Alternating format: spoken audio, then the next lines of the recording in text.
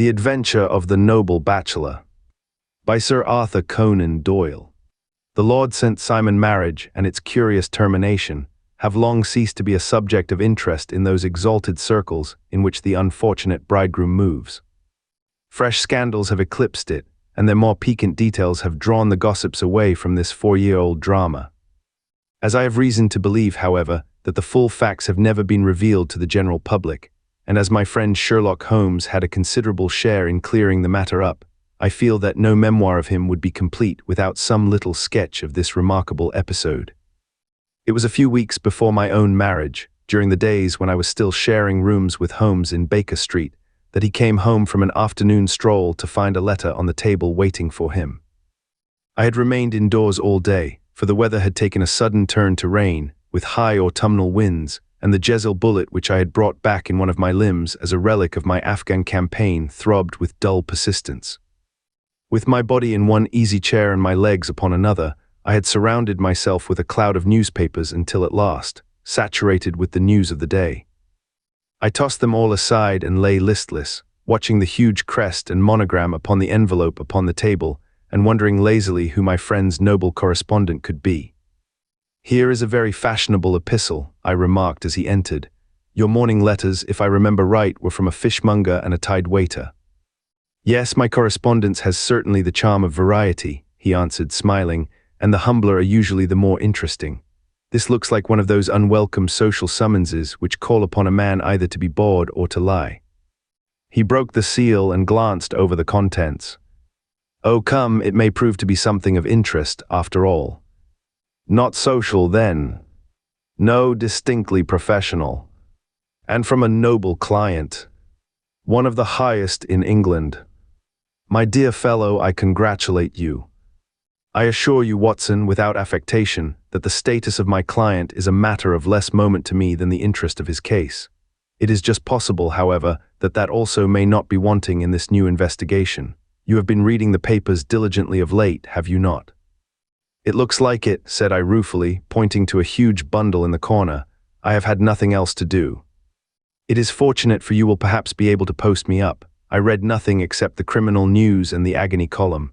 The latter is always instructive, but if you have followed recent events so closely, you must have read about Lord St. Simon and his wedding." "Oh yes, with the deepest interest." "That is well. The letter which I hold in my hand is from Lord St. Simon. I will read it to you, and in return you must turn over these papers and let me have whatever bears upon the matter. This is what he says. My dear Mr. Sherlock Holmes, Lord Backwater tells me that I may place implicit reliance upon your judgment and discretion. I have determined, therefore, to call upon you and to consult you in reference to the very painful event which has occurred in connection with my wedding. Mr. Lestrade of Scotland Yard is acting already in the matter, but he assures me that he sees no objection to your cooperation, and that he even thinks that it might be of some assistance. I will call at 4 o'clock in the afternoon, and should you have any other engagement at that time, I hope that you will postpone it, as this matter is of paramount importance. Yours faithfully, Robert St. Simon. It is dated from Grosvenor Mansions, written with a quill pen, and the noble lord has had the misfortune to get a smear of ink upon the outer side of his right little finger, remarked Holmes as he folded up the epistle. He says 4 o'clock, it is 3 now, he will be here in an hour. Then I have just time, with your assistance, to get clear upon the subject, turn over those papers and arrange the extracts in their order of time, while I take a glance as to who our client is. He picked a red-covered volume from a line of books of reference beside the mantelpiece. "Here he is," said he, sitting down and flattening it out upon his knee. "Lord Robert Walsingham de Vere St. Simon, second son of the Duke of Balmoral.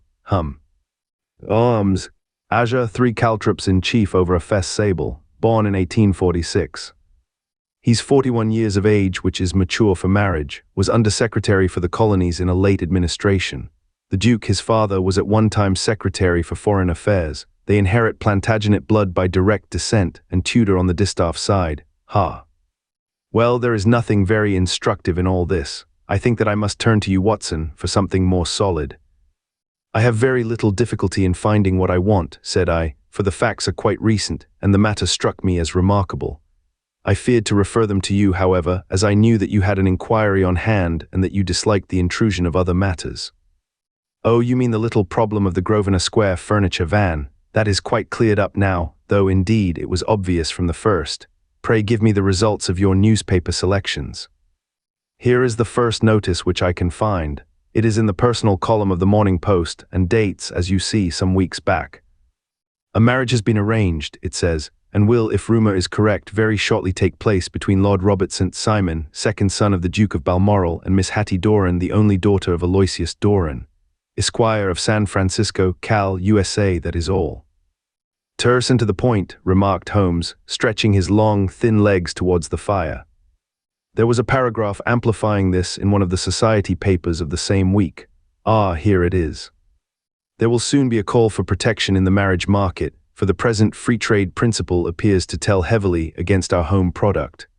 One by one, the management of the noble houses of Great Britain is passing into the hands of our fair cousins from across the Atlantic.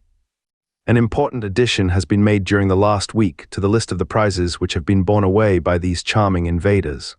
Lord St. Simon, who has shown himself for over 20 years proof against the little god's arrows, has now definitely announced his approaching marriage with Miss Hattie Doran, the fascinating daughter of a California millionaire. Miss Doran, whose graceful figure and striking face attracted much attention at the Westbury House festivities, is an only child, and it is currently reported that her dowry will run to considerably over the 6 figures, with expectancies for the future. As it is an open secret that the Duke of Balmoral has been compelled to sell his pictures within the last few years, and as Lord St. Simon has no property of his own save the small estate of Birchmoor, it is obvious that the Californian heiress is not the only gainer by an alliance which will enable her to make the easy and common transition from a Republican lady to a British peeress. Anything else? Asked Holmes, yawning. Oh yes, plenty. Then there is another note in the Morning Post to say that the marriage would be an absolutely quiet one, that it would be at St. George's, Hanover Square, that only half a dozen intimate friends would be invited, and that the party would return to the furnished house at Lancaster Gate, which has been taken by Mr.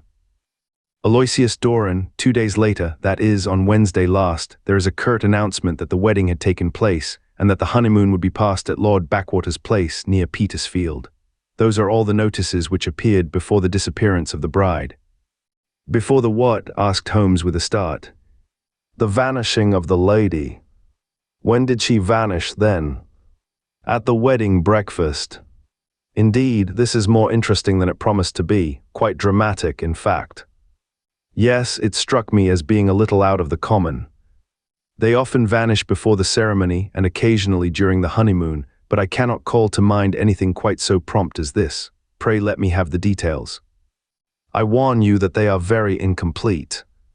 Perhaps we may make them less so. Such as they are set forth in a single article of a morning paper of yesterday, which I will read to you. It is headed, Singular Occurrence at a Fashionable Wedding. The family of Lord Robert St. Simon has been thrown into the greatest consternation by the strange and painful episodes which have taken place in connection with his wedding. The ceremony, as shortly announced in the papers of yesterday, occurred on the previous morning, but it is only now that it has been possible to confirm the strange rumors which have been so persistently floating about. In spite of the attempts of the friends to hush the matter up, so much public attention has now been drawn to it that no good purpose can be served by affecting to disregard what is a common subject for conversation.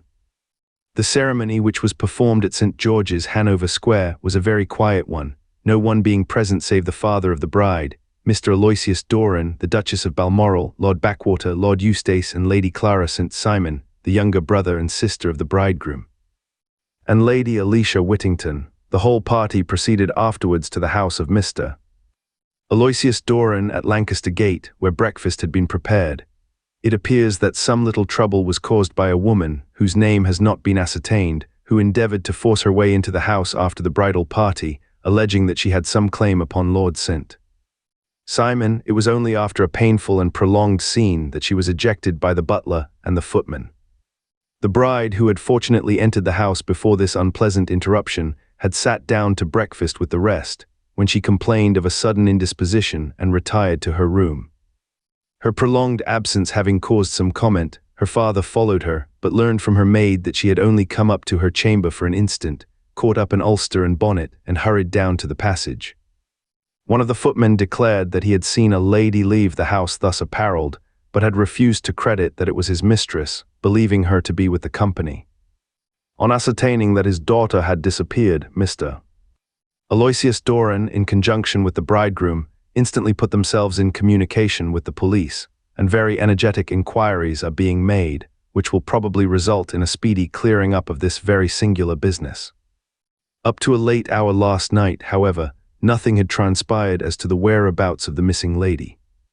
There are rumors of foul play in the matter, and it is said that the police have caused the arrest of the woman who had caused the original disturbance, in the belief that, from jealousy or some other motive, she may have been concerned in the strange disappearance of the bride. And is that all? Only one little item in another of the morning papers, but it is a suggestive one. And it is that Miss Flora Miller, the lady who had caused the disturbance, has actually been arrested.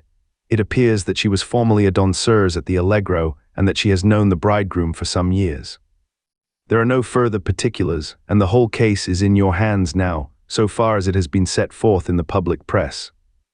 And an exceedingly interesting case it appears to be. I would not have missed it for worlds. But there is a ring at the bell, Watson, and as the clock makes it a few minutes after 4, I have no doubt that this will prove to be our noble client.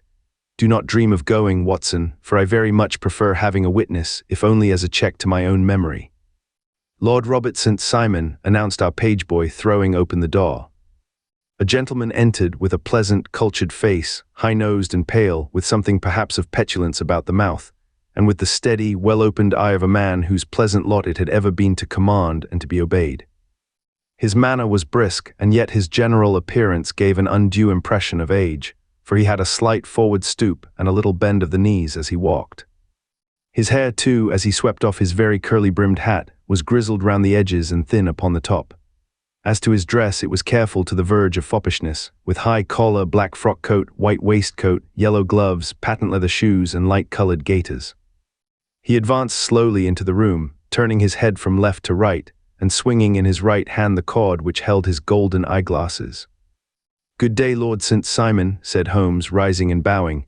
"Pray take the basket chair. This is my friend and colleague, Dr. Watson. Draw up a little to the fire and we will talk this matter over." "A most painful matter to me, as you can most readily imagine, Mr. Holmes. I have been cut to the quick. I understand that you have already managed several delicate cases of this sort, sir, though I presume that they were hardly from the same class of society." "No, I am descending. I beg pardon. My last client of the sort was a king." "Oh, really, I had no idea. And which king?" "The king of Scandinavia." "What, had he lost his wife?" "You can understand," said Holmes suavely, "that I extend to the affairs of my other clients the same secrecy which I promised to you in yours." "Of course, very right, I'm sure I beg pardon. As to my own case, I am ready to give you any information which may assist you in forming an opinion." "Thank you, I have already learned all that is in the public prints, nothing more. I presume that I may take it as correct, this article, for example, as to the disappearance of the bride." Lord St. Simon glanced over it. "Yes, it is correct as far as it goes. But it needs a great deal of supplementing before anyone could offer an opinion. I think that I may arrive at my facts most directly by questioning you." "Pray do so. When did you first meet Miss Hattie Doran?" "In San Francisco, a year ago." "You were traveling in the States?" "Yes." "Did you become engaged then?" "No, but you were on a friendly footing." "I was amused by her society, and she could see that I was amused." "Her father is very rich." "He is said to be the richest man on the Pacific slope." "And how did he make his money?" "In mining. He had nothing a few years ago. Then he struck gold, invested it, and came up by leaps and bounds. Now, what is your own impression as to the young lady's, your wife's character?" The nobleman swung his glasses a little faster and stared down into the fire. "You see, Mr. Holmes," said he, "my wife was 20 before her father became a rich man. During that time she ran free in a mining camp and wandered through woods or mountains, so that her education has come from nature rather than from the schoolmaster. She is what we call in England a tomboy, with a strong nature, wild and free, unfettered by any sort of traditions. She is impetuous, volcanic, I was about to say. She is swift in making up her mind and fearless in carrying out her resolutions. On the other hand, I would not have given her the name which I have the honor to bear." He gave a little stately cough. "Had I not thought her to be at bottom a noble woman. I believe that she is capable of heroic self-sacrifice and that anything dishonorable would be repugnant to her." "Have you her photograph?" "I brought this with me." He opened a locket and showed us the full face of a very lovely woman. It was not a photograph but an ivory miniature, and the artist had brought out the full effect of the lustrous black hair, the large dark eyes, and the exquisite mouth. Holmes gazed long and earnestly at it. Then he closed the locket and handed it back to Lord St. Simon. "The young lady came to London then, and you renewed your acquaintance?" "Yes, her father brought her over for this last London season. I met her several times, became engaged to her, and have now married her." "She brought, I understand, a considerable dowry." "A fair dowry, not more than is usual in my family." "And this, of course, remains to you, since the marriage is a fait accompli." "I really have made no inquiries on the subject." "Very naturally not. Did you see Miss Doran on the day before the wedding?" "Yes. Was she in good spirits?" "Never better. She kept talking of what we should do in our future lives." "Indeed, that is very interesting. And on the morning of the wedding?"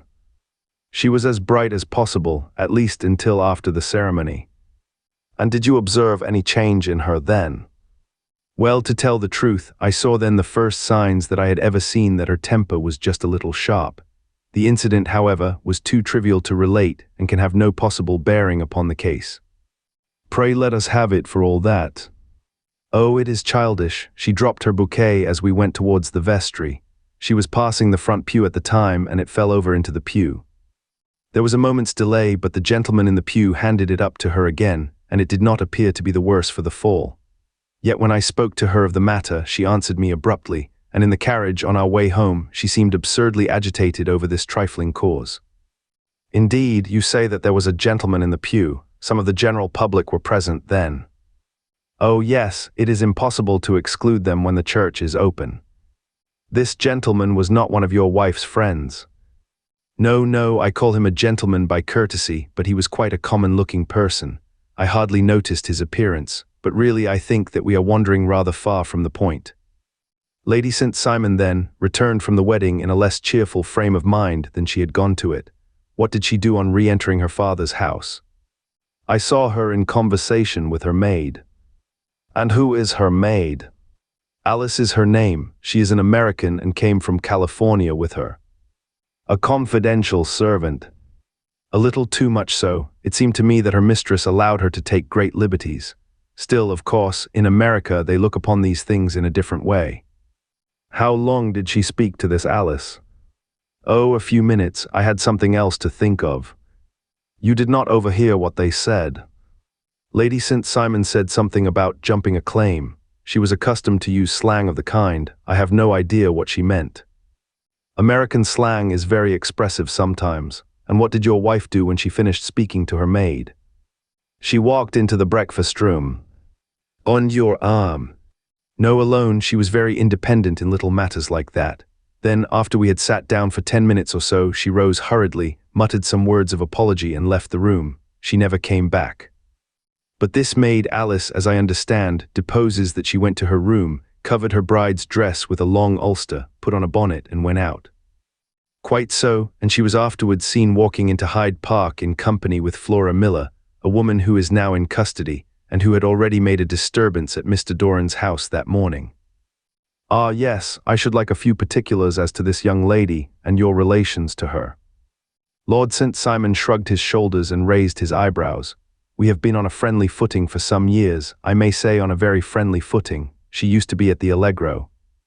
I have not treated her ungenerously, and she had no just cause of complaint against me, but you know what women are, Mr. Holmes.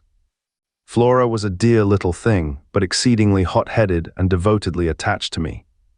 She wrote me dreadful letters when she heard that I was about to be married, and to tell the truth, the reason why I had the marriage celebrated so quietly was that I feared lest there might be a scandal in the church. She came to Mr. Doran's door just after we returned, and she endeavored to push her way in, uttering very abusive expressions towards my wife and even threatening her, but I had foreseen the possibility of something of the sort, and I had 2 police fellows there in private clothes, who soon pushed her out again. She was quiet when she saw that there was no good in making a row. Did your wife hear all this? No, thank goodness she did not. And she was seen walking with this very woman afterwards. Yes, that is what Mr. Lestrade of Scotland Yard looks upon as so serious. It is thought that Flora decoyed my wife out and laid some terrible trap for her. Well, it is a possible supposition. You think so too? I did not say a probable one, but you do not yourself look upon this as likely. I do not think Flora would hurt a fly. Still, jealousy is a strange transformer of characters. Pray, what is your own theory as to what took place? Well, really, I came to seek a theory, not to propound one. I have given you all the facts. Since you ask me, however, I may say that it has occurred to me as possible that the excitement of this affair, the consciousness that she had made so immense a social stride, had the effect of causing some little nervous disturbance in my wife. In short, that she had become suddenly deranged. Well, really, when I consider that she has turned her back, I will not say upon me, but upon so much that many have aspired to without success, I can hardly explain it in any other fashion. Well, certainly that is also a conceivable hypothesis, said Holmes, smiling. And now, Lord St. Simon, I think that I have nearly all my data. May I ask whether you were seated at the breakfast table so that you could see out of the window? We could see the other side of the road and the park.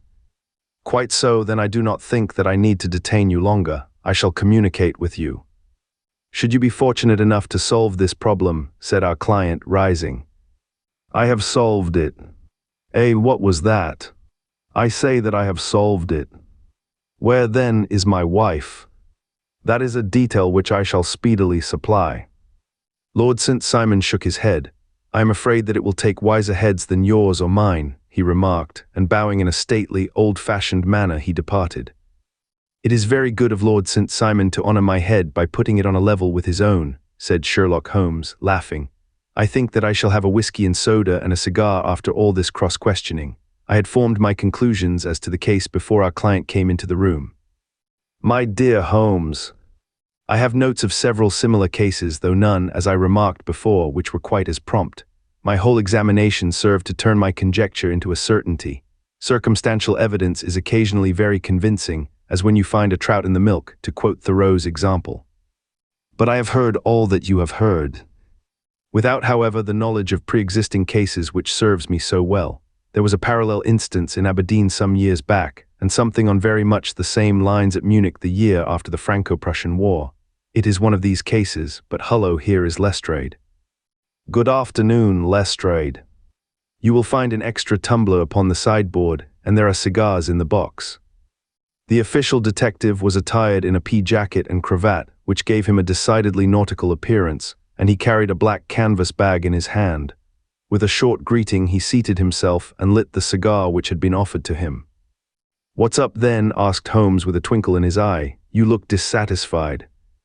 And I feel dissatisfied. It is this infernal St. Simon marriage case. I can make neither head nor tail of the business. Really, you surprise me. Who ever heard of such a mixed affair? Every clue seems to slip through my fingers. I have been at work upon it all day. And very wet it seems to have made you, said Holmes, laying his hand upon the arm of the pea jacket. Yes, I have been dragging the Serpentine. In heaven's name, what for? In search of the body of Lady St. Simon. Sherlock Holmes leaned back in his chair and laughed heartily. Have you dragged the basin of Trafalgar Square fountain? He asked. Why, what do you mean? Because you have just as good a chance of finding this lady in the one as in the other. Lestrade shot an angry glance at my companion. I suppose you know all about it, he snarled.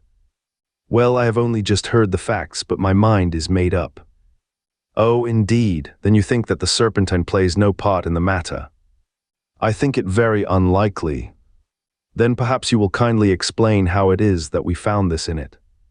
He opened his bag as he spoke and tumbled onto the floor a wedding dress of watered silk, a pair of white satin shoes and a bride's wreath and veil, all discolored and soaked in water. There, said he, putting a new wedding ring upon the top of the pile. There is a little nut for you to crack, Master Holmes. Oh, indeed, said my friend, blowing blue rings into the air. You dragged them from the Serpentine. No, they were found floating near the margin by a park keeper. They have been identified as her clothes, and it seemed to me that if the clothes were there, the body would not be far off. By the same brilliant reasoning, every man's body is to be found in the neighborhood of his wardrobe, and pray what did you hope to arrive at through this? At some evidence implicating Flora Miller in the disappearance. I am afraid that you will find it difficult. Are you indeed now? Cried Lestrade with some bitterness. I am afraid, Holmes, that you are not very practical with your deductions and your inferences. You have made 2 blunders in as many minutes. This dress does implicate Miss Flora Miller. And how? In the dress is a pocket, in the pocket is a card case, in the card case is a note, and here is the very note. He slapped it down upon the table in front of him. Listen to this. You will see me when all is ready. Come at once, FHM. Now my theory all along has been that Lady St. Simon was decoyed away by Flora Miller, and that she, with confederates no doubt, was responsible for her disappearance. Here, signed with her initials, is the very note which was no doubt quietly slipped into her hand at the door, and which lured her within their reach. Very good, Lestrade, said Holmes, laughing. You really are very fine indeed, let me see it. He took up the paper in a listless way, but his attention instantly became riveted, and he gave a little cry of satisfaction. This is indeed important, said he. Ha, you find it so? Extremely so. I congratulate you warmly. Lestrade rose in his triumph and bent his head to look. Why, he shrieked, you're looking at the wrong side. On the contrary, this is the right side. The right side, you're mad. Here is the note written in pencil over here. And over here is what appears to be the fragment of a hotel bill, which interests me deeply. There's nothing in it. I looked at it before, said Lestrade. Oct. 4th, rooms 8S, breakfast 2S6D, cocktail 1S, lunch 2S6D, glass sherry 8D. I see nothing in that. Very likely not. It is most important all the same. As to the note, it is important also, or at least the initials are, so I congratulate you again. I've wasted time enough, said Lestrade, rising. I believe in hard work and not in sitting by the fire spinning fine theories. Good day, Mr. Holmes, and we shall see which gets to the bottom of the matter first. He gathered up the garments, thrust them into the bag, and made for the door. Just one hint to you, Lestrade, drawled Holmes before his rival vanished. I will tell you the true solution of the matter. Lady St. Simon is a myth. There is not, and there never has been any such person. Lestrade looked sadly at my companion. Then he turned to me, tapped his forehead 3 times, shook his head solemnly, and hurried away. He had hardly shut the door behind him when Holmes rose to put on his overcoat. There is something in what the fellow says about outdoor work, he remarked, so I think, Watson, that I must leave you to your papers for a little. It was after 5 o'clock when Sherlock Holmes left me, but I had no time to be lonely, for within an hour there arrived a confectioner's man with a very large flat box. This he unpacked with the help of a youth whom he had brought with him, and presently, to my very great astonishment, a quite Epicurean little cold supper began to be laid out upon our humble lodging-house mahogany. There were a couple of brace of cold woodcock, a pheasant, a pâté de foie gras pie with a group of ancient and cobwebby bottles. Having laid out all these luxuries, my 2 visitors vanished away, like the genii of the Arabian Nights, with no explanation save that the things had been paid for and were ordered to this address. Just before 9 o'clock Sherlock Holmes stepped briskly into the room. His features were gravely set, but there was a light in his eye which made me think that he had not been disappointed in his conclusions. They have laid the supper then, he said, rubbing his hands. You seem to expect company. They have laid for 5. Yes, I fancy we may have some company dropping in, said he. I am surprised that Lord St. Simon has not already arrived. Ha, I fancy that I hear his step now upon the stairs. It was indeed our visitor of the afternoon who came bustling in, dangling his glasses more vigorously than ever, and with a very perturbed expression upon his aristocratic features. My messenger reached you then? Asked Holmes. Yes, and I confess that the contents startled me beyond measure. Have you good authority for what you say? The best possible. Lord St. Simon sank into a chair and passed his hand over his forehead. What will the Duke say, he murmured, when he hears that one of the family has been subjected to such humiliation? It is the purest accident. I cannot allow that there is any humiliation. Ah, you look on these things from another standpoint. I fail to see that anyone is to blame. I can hardly see how the lady could have acted otherwise, though her abrupt method of doing it was undoubtedly to be regretted. Having no mother, she had no one to advise her at such a crisis. "It was a slight, sir, a public slight," said Lord St. Simon, tapping his fingers upon the table. "You must make allowance for this poor girl, placed in so unprecedented a position." "I will make no allowance. I am very angry indeed, and I have been shamefully used."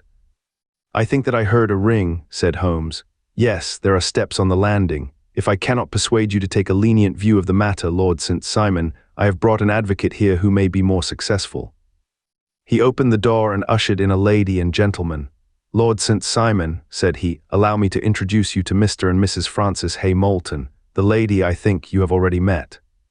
At the sight of these newcomers, our client had sprung from his seat and stood very erect, with his eyes cast down and his hand thrust into the breast of his frock coat, a picture of offended dignity. The lady had taken a quick step forward and had held out her hand to him, but he still refused to raise his eyes. It was as well for his resolution, perhaps, for her pleading face was one which it was hard to resist. "You're angry, Robert," said she. "Well, I guess you have every cause to be." "Pray make no apology to me," said Lord St. Simon bitterly. "Oh yes, I know that I have treated you real bad and that I should have spoken to you before I went, but I was kind of rattled, and from the time when I saw Frank here again, I just didn't know what I was doing or saying. I only wonder I didn't fall down and do a faint right there before the altar." "Perhaps, Mrs. Moulton, you would like my friend and me to leave the room while you explain this matter." "If I may give an opinion," remarked the strange gentleman, "we've had just a little too much secrecy over this business already. For my part, I should like all Europe and America to hear the rights of it." He was a small, wiry, sunburnt man, clean-shaven, with a sharp face and alert manner. "Then I'll tell our story right away," said the lady. "Frank here and I met in '84 in McQuire's camp near the Rockies, where Pa was working a claim. We were engaged to each other, Frank and I, but then one day Father struck a rich pocket and made a pile, while poor Frank here had a claim that petered out and came to nothing. The richer Pa grew, the poorer was Frank, so at last Pa wouldn't hear of our engagement lasting any longer and he took me away to Frisco. Frank wouldn't throw up his hand though, so he followed me there and he saw me without Pa knowing anything about it. It would only have made him mad to know, so we just fixed it all up for ourselves. Frank said that he would go and make his pile too, and never come back to claim me until he had as much as Pa. So then I promised to wait for him to the end of time and pledged myself not to marry anyone else while he lived. "Why shouldn't we be married right away then?" said he, "and then I will feel sure of you, and I won't claim to be your husband until I come back." Well, we talked it over and he had fixed it all up so nicely, with a clergyman all ready in waiting, that we just did it right there. And then Frank went off to seek his fortune, and I went back to Pa. The next I heard of Frank was that he was in Montana, and then he went prospecting in Arizona, and then I heard of him from New Mexico. After that came a long newspaper story about how a miners' camp had been attacked by Apache Indians, and there was my Frank's name among the killed. I fainted dead away, and I was very sick for months after. Pa thought I had a decline and took me to half the doctors in Frisco. Not a word of news came for a year and more, so that I never doubted that Frank was really dead. Then Lord St. Simon came to Frisco, and we came to London, and a marriage was arranged, and Pa was very pleased, but I felt all the time that no man on this earth would ever take the place in my heart that had been given to my poor Frank. Still, if I had married Lord St. Simon, of course I'd have done my duty by him. We can't command our love, but we can our actions. I went to the altar with him with the intention to make him just as good a wife as it was in me to be. But you may imagine what I felt when, just as I came to the altar rails, I glanced back and saw Frank standing and looking at me out of the first pew. I thought it was his ghost at first, but when I looked again there he was still, with a kind of question in his eyes, as if to ask me whether I were glad or sorry to see him. I wonder I didn't drop. I know that everything was turning round, and the words of the clergyman were just like the buzz of a bee in my ear. I didn't know what to do. Should I stop the service and make a scene in the church? I glanced at him again, and he seemed to know what I was thinking, for he raised his finger to his lips to tell me to be still. Then I saw him scribble on a piece of paper, and I knew that he was writing me a note. As I passed his pew on the way out, I dropped my bouquet over to him, and he slipped the note into my hand when he returned me the flowers. It was only a line asking me to join him when he made the sign to me to do so. Of course, I never doubted for a moment that my first duty was now to him, and I determined to do just whatever he might direct. When I got back, I told my maid, who had known him in California and had always been his friend. I ordered her to say nothing, but to get a few things packed and my ulster ready. I know I ought to have spoken to Lord St. Simon, but it was dreadful hard before his mother and all those great people. I just made up my mind to run away and explain afterwards. I hadn't been at the table 10 minutes before I saw Frank out of the window at the other side of the road. He beckoned to me and then began walking into the park. I slipped out, put on my things, and followed him. Some woman came talking something or other about Lord St. Simon to me seemed to me from the little I heard as if he had a little secret of his own before marriage also, but I managed to get away from her and soon overtook Frank. We got into a cab together, and away we drove to some lodgings he had taken in Gordon Square, and that was my true wedding after all those years of waiting. Frank had been a prisoner among the Apache, had escaped, came on to Frisco, found that I had given him up for dead and had gone to England, followed me there, and had come upon me at last on the very morning of my second wedding. I saw it in a paper, explained the American. It gave the name and the church, but not where the lady lived.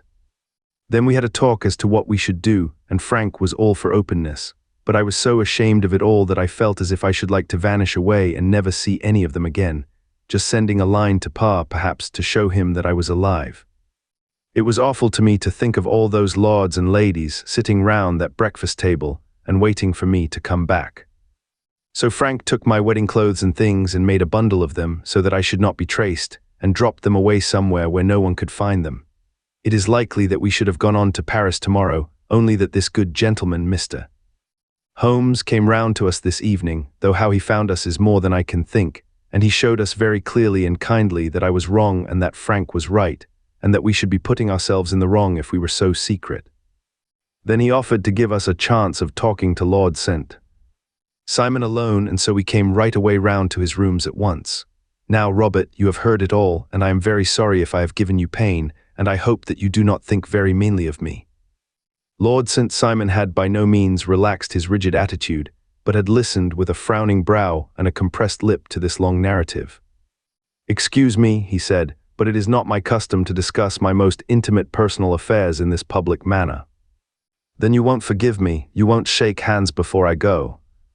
"Oh, certainly, if it would give you any pleasure." He put out his hand and coldly grasped that which she extended to him. "I had hoped," suggested Holmes, "that you would have joined us in a friendly supper." "I think that there you ask a little too much," responded his lordship. "I may be forced to acquiesce in these recent developments, but I can hardly be expected to make merry over them. I think that with your permission I will now wish you all a very good night." He included us all in a sweeping bow and stalked out of the room. "Then I trust that you at least will honor me with your company," said Sherlock Holmes. "It is always a joy to meet an American, Mr. Moulton, for I am one of those who believe that the folly of a monarch and the blundering of a minister in far-gone years will not prevent our children from being some day citizens of the same worldwide country under a flag which shall be a quartering of the Union Jack with the stars and stripes." "The case has been an interesting one," remarked Holmes when our visitors had left us, "because it serves to show very clearly how simple the explanation may be of an affair which at first sight seems to be almost inexplicable. Nothing could be more natural than the sequence of events as narrated by this lady, and nothing stranger than the result when viewed, for instance, by Mr. Lestrade of Scotland Yard. You were not yourself at fault at all, then. From the first, two facts were very obvious to me, the one that the lady had been quite willing to undergo the wedding ceremony, the other that she had repented of it within a few minutes of returning home. Obviously, something had occurred during the morning then to cause her to change her mind. What could that something be? She could not have spoken to anyone when she was out, for she had been in the company of the bridegroom. Had she seen someone then? If she had, it must be someone from America, because she had spent so short a time in this country that she could hardly have allowed anyone to acquire so deep an influence over her that the mere sight of him would induce her to change her plans so completely. You see, we have already arrived, by a process of exclusion, at the idea that she might have seen an American. Then who could this American be, and why should he possess so much influence over her? It might be a lover, it might be a husband. Her young womanhood had, I knew, been spent in rough scenes and under strange conditions. So far I had got before I ever heard Lord St. Simon's narrative. when he told us of a man in a pew, of the change in the bride's manner, of so transparent a device for obtaining a note as the dropping of a bouquet, of her resort to her confidential maid, and of her very significant allusion to claim jumping, which in miners' parlance means taking possession of that which another person has a prior claim to, the whole situation became absolutely clear. She had gone off with a man, and the man was either a lover or was a previous husband, the chances being in favor of the latter. And how in the world did you find them? It might have been difficult, but friend Lestrade held information in his hands the value of which he did not himself know. The initials were of course of the highest importance, but more valuable still was it to know that within a week he had settled his bill at one of the most select London hotels. How did you deduce the select? By the select prices, 8 shillings for a bed and 8 pence for a glass of sherry pointed to one of the most expensive hotels.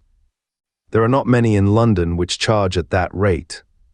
In the second one, which I visited in Northumberland Avenue, I learned by an inspection of the book that Francis H. Moulton, an American gentleman, had left only the day before, and on looking over the entries against him, I came upon the very items which I had seen in the duplicate bill. His letters were to be forwarded to 226 Gordon Square. So thither I travelled, and being fortunate enough to find the loving couple at home, I ventured to give them some paternal advice and to point out to them that it would be better in every way that they should make their position a little clearer, both to the general public and to Lord St. Simon in particular. I invited them to meet him here, and as you see, I made him keep the appointment. But with no very good result, I remarked. His conduct was certainly not very gracious. "Ah, Watson," said Holmes, smiling, "perhaps you would not be very gracious either, if after all the trouble of wooing and wedding, you found yourself deprived in an instant of wife and of fortune. I think that we may judge Lord St. Simon very mercifully, and thank our stars that we are never likely to find ourselves in the same position. Draw your chair up and hand me my violin, for the only problem we have still to solve is how to while away these bleak autumnal evenings."